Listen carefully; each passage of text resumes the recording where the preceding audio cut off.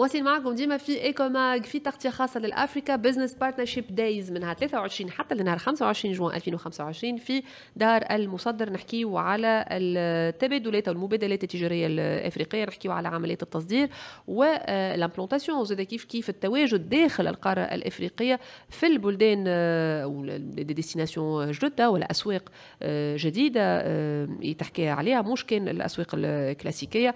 جمله من اللقاءات نفكر اليوم تصير أكثر من 1000 لقاء تجاري بي تو بي على مدار 3 أيام هذوما من نهار 23 حتى لنهار 25 جوان. من ضمن الأسواق المهمة زي كيف اللي تحكي عليها برشا هي الأسواق الصحية إن صح التعبير، أو الخدمات الصحية اللي قاعدة تعرف في تطور كبير. نحن معروفين السوق التونسية بالخدمات هذه وبمؤسسات الصحية الخاصة منذ سنوات عدة، لكن في القارة الإفريقية هو السؤال يقعد يطرح: هل هذا اليوم معروف وإلا لا؟ معروفين في منطقة شمال إفريقيا، معروفين في بعض الدول أو في أوروبا يمكن بشكل زاد جيد نسبيا، وفي القارة الإفريقية هل هذا كما قلت معروف وإلا لا كخدمة معروفة بها البلاد التونسية؟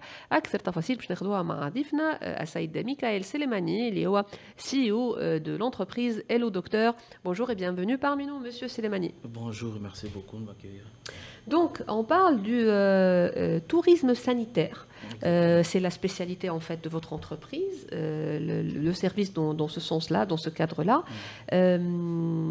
Alors, pour commencer, est-ce qu'on peut aujourd'hui essayer d'avoir une petite idée sur la valeur estimée du marché du tourisme médical ou sanitaire en Afrique d'une manière générale? En fait, depuis plusieurs décennies maintenant, l'Afrique s'est caractérisée par non seulement une émigration, donc des gens qui quittent l'Afrique pour aller ailleurs pour des raisons économiques et autres, mais aussi depuis les années 80 pour des problèmes de santé. Malheureusement, le plateau technique africain n'étant pas aussi large que possible, certaines pathologies, certaines maladies qui arrivent à des populations africaines ne peuvent être prises en charge qu'à l'étranger. Et déjà fin 80, début 90, c'est l'Inde qui se positionnait comme le hub médical par excellence où tout le monde allait. Et c'est un marché grandiose en termes de revenus, en termes de capitaux, que l'Inde a comme ça exploité pendant plusieurs années. Les gens ont besoin de soins de qualité, ils ont besoin de soins de qualité tout de suite et ça ne se négocie pas.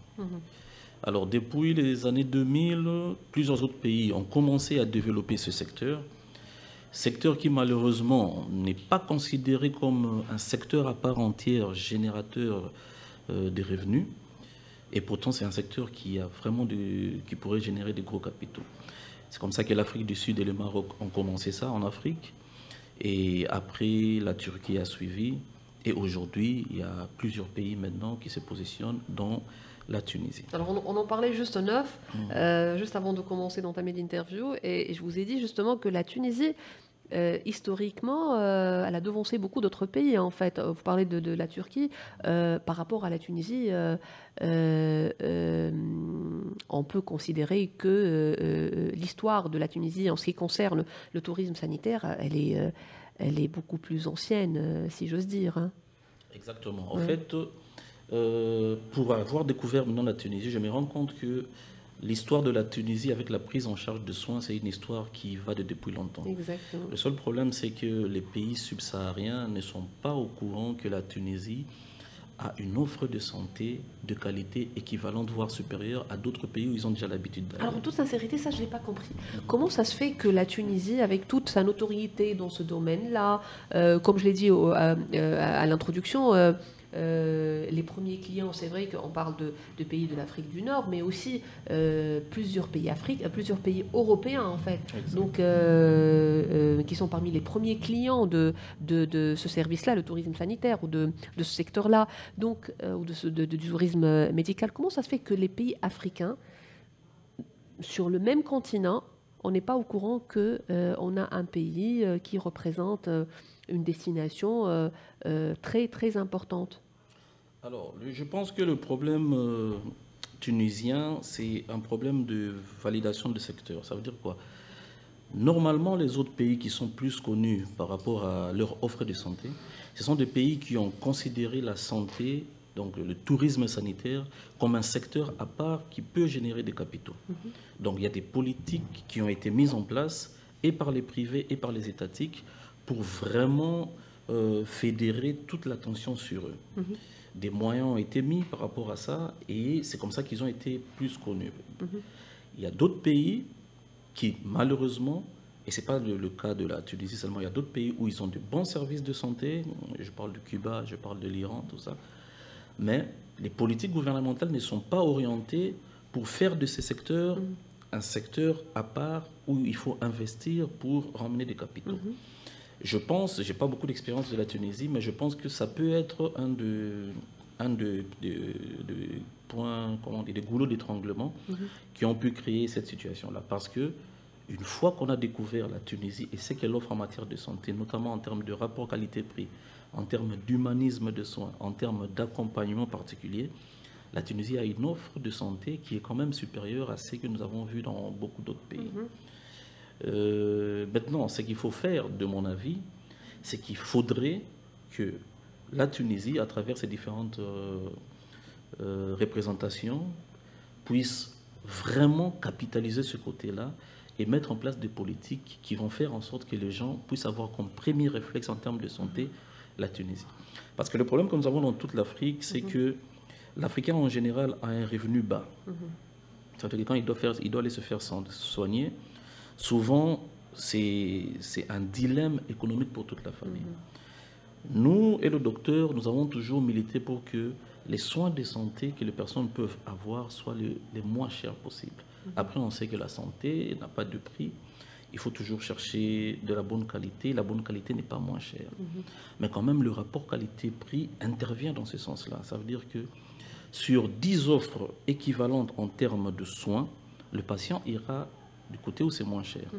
Maintenant, la Tunisie offre cet avantage d'être pas très cher, mais avec des soins de santé de qualité. Exactement. Il faudrait donc que juste ces personnes aient des informations sur ça. Dernièrement, il y a eu une mission tunisienne au Congo pour venir vulgariser sur la santé en Tunisie, la prise en charge de soins en Tunisie. Et la plupart des prestataires étaient étonnés de savoir qu'en Tunisie, ils ont développé ça. En Tunisie, ils peuvent faire un PET scan. En Tunisie, ils peuvent faire ça. En Tunisie, on peut faire une greffe de rein. Ce sont des choses que les gens ne savaient pas. On fait des choses beaucoup plus compliquées que ça, moi. Voilà. Donc, je pense qu'il faudrait qu'il y ait des vraies politiques, qui fassent du tourisme sanitaire un secteur à part. Autant, parce que la Tunisie, c'est un pays touristique. Je n'ai pas beaucoup circulé, mais j'ai vu qu'il y avait vraiment cet attrait touristique.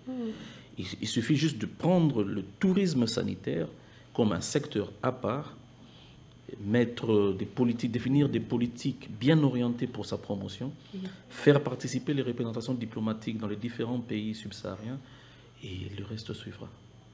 Donc, pour terminer ou pour clore, comment faire réellement du tourisme sanitaire ou médical un levier de coopération au sein de l'Afrique? Ok. En fait, concrètement. L'Afrique, c'est un pays, c'est un continent d'échange. Les gens aiment vraiment, les peuples sont appelés à être ensemble, on est dans le vivre ensemble.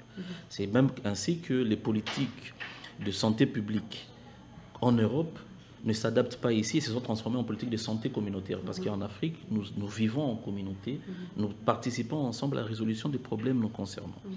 Et les tourismes sanitaires permettent qu'il y ait cet échange-là, où chacun découvre quelque chose de l'autre. Quand quelqu'un vient en Tunisie se faire soigner, au-delà des soins de qualité qu'il va avoir ici, il va découvrir la culture. Il va apprendre certaines choses, il va passer au-delà des a priori, il va passer au-delà des préjugés. Et c'est qui va renforcer la coopération entre peuples. Il rentrera, il donnera un témoignage. Et entre-temps, les médecins tunisiens et les Tunisiens qui l'ont vu ici vont apprendre de lui.